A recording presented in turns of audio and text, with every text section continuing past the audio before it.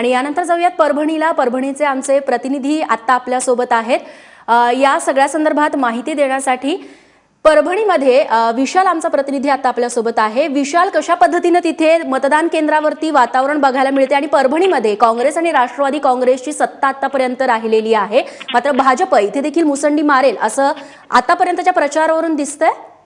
रेश्मा, आज परभणी शहरातील सर्वच मतदान केंद्रांवर सकाळपासून मतदारांनी रांगा लावलेल्या आहेत आणि त्यामधून ऊन वाढायच्या आत आपलं मतदान पूर्ण करण्याचा मतदारांचा कल दिसून येतोय। मागील काही दिवसापासून महानगरपालिका निवडणुकीच्या दरम्यान जो प्रचार यंत्रणा चालली त्यामध्ये काँग्रेस आणि राष्ट्रवादीने मोठ्या प्रमाणामध्ये कॉर्नर सभा आणि मतदारांच्या गाठीभेटीवर भर दिला होता।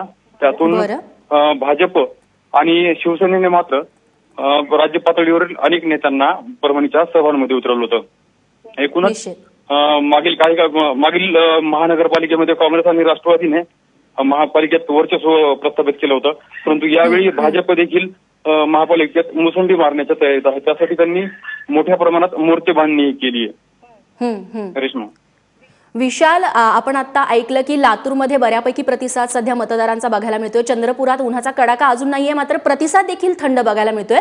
परभणीत काय चित्र आहे मतदान केंद्रांवरती? रेश्मा, जवळपास शहरातील सर्वच मतदान केंद्रांवर मतदार मोठ्या प्रमाणामध्ये मतदान करायला बाहेर पडलेले आहेत।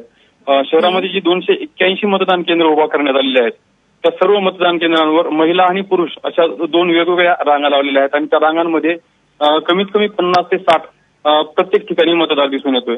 त्यामुळे ऊन वाढायच्या अगोदर आपलं मतदान पूर्ण करावं असं मतदारांचा कल दिसून येतोय। रेश्मा, निश्चित विशाल, अपडेट्स देत रहा वेळोवेळी। तुर्तास धन्यवाद तुम्ही दिलेल्या माहितीबद्दल।